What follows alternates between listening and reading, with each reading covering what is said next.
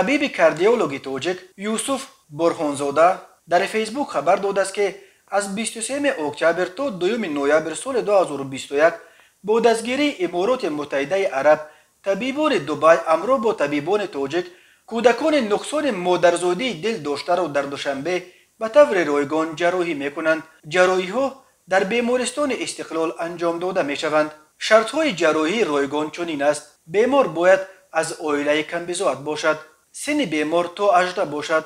دکتر یوسف برهانزاده نوشته است آنهایی که میخواهند فرزندانشان را رایگان جراحی کنند باید از وزارت تندرستی سند کمبزاعتی بگیرند و یا در بنای رقم 2 یا کورپوس دوم بیمارخانه استقلال به اپی زلفیه که نماینده وزارت تندرستی بوده است مراجعت کنند.